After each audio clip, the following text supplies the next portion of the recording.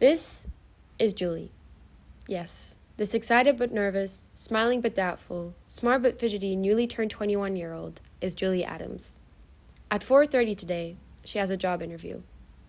At 23 minutes past 3, she'll be dead. This was the beginning of her life, her real life. But at 3 o'clock, she'd felt as though she needed to calm herself down the best she could. She was making silly mistakes. On her way out of the studio, she was missing steps. When she stopped at traffic lights, she was picking her nails.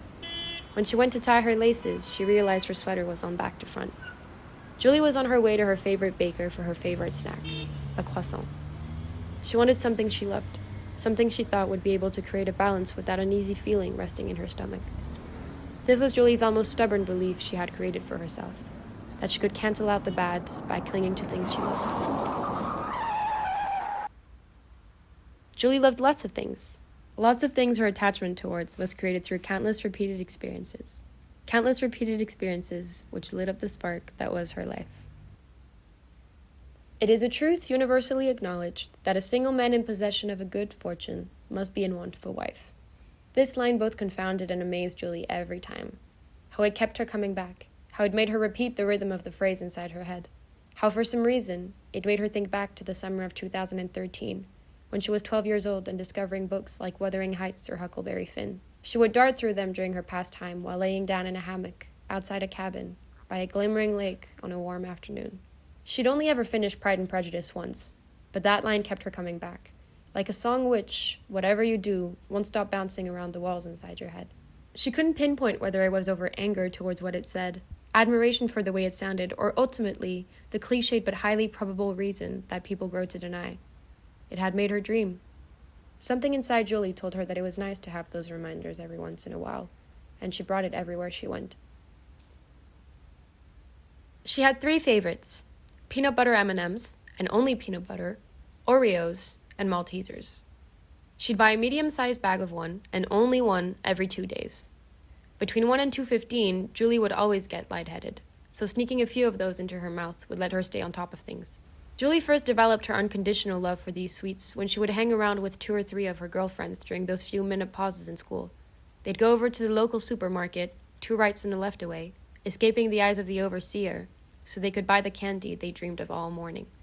For 13-year-old Julie, there was something about the idea of saving the little cash a 13-year-old could so she'd be able to treat herself to chocolate. It made her feel grown up. Her parents often prevented her from buying these treats because of how hyper it made Julie. She'd bounce around with an affectionate but overbearing energy that tired the people around her. It frustrated her mother the most, who after one stressful day at work fell to her knees and told her daughter she hated her. She didn't mean it. It was in the heat of the moment. But Julie could never forget it, no matter how hard she tried. Now she was older, the sugar kept her from going under, though in the back of her mind she would sometimes question whether these sweets really had any effect at all.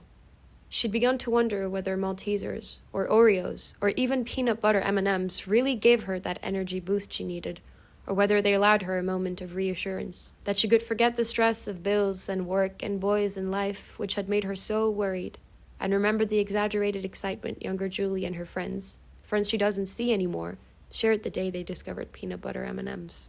She would have even preferred hearing her own mother tell her she hates her over paying gas and electricity bills. Julie would go off on these philosophical debates over things like M&Ms in her head all the time, and usually reprimanded herself for it. But in the days leading up to the end of her life, she had wondered whether there may have been any truth to it, whether this interview, this job, and this salary would make her happy, or it would do something else. It would make her cold. She'll never know. Julie loved the idea of the quick flash which allowed you to capture a moment when you take a photo. The ability to ingrain it in your mind amazed her every time. She was always amazed by the little things people take for granted, like how pushing this little button allows someone to capture a moment in time, forever. She'd bought a disposable camera every 3 months because she loved the way in which it made you remember things. Before you're able to develop the photos and are still snapping away, Julie liked the idea that you only had the image in the back of your mind. She could trace it in her head, remembering the moments she decided to make a memory, and feel the happiness as a reward. As of late, the only photo she felt able to draw in her mind was that taken with her father, when she was 3, during a trip to England. She traced the outline of the photo in her mind. He had his frizzy brown hair and circle-shaped glasses, Wearing the skater hoodie he had bought when, like he explained to Julie many times, he went on the first trip he paid for out of his own pocket. New York City at 22 years old. He'd fallen in love with what he described as the uniquely terrible smell and greasy, overpriced food of the city. But what Julie always came back to was what confused her. That he liked the noise, that he liked the small rooms, and the constantly flooded streets of Manhattan. He even liked the Chinese food from the restaurant underneath his apartment, which was terrible, but to which he felt a certain duty towards, since the owners struggling to make ends meet were just that kind. In short, he said it made him feel alive. And Julie had kept its idea in the most treasured area of her heart.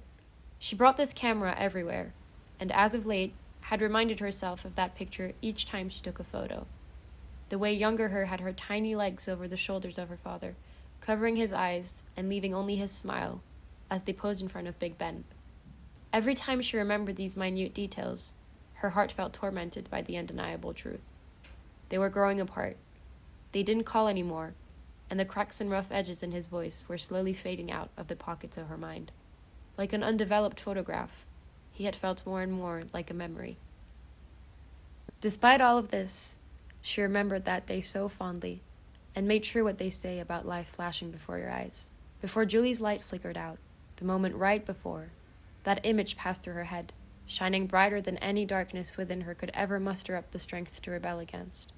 Of every mismatched relationship, every strenuous feeling linked to her ever-growing angst of not living up to expectations, of every happening which made her feel like anything other than herself, they were all crushed. And if Julie had the time to reflect on this, she would have smiled like she always does when something goes right. She might never know, but in the split second it takes for a light to go dark, she will have felt it.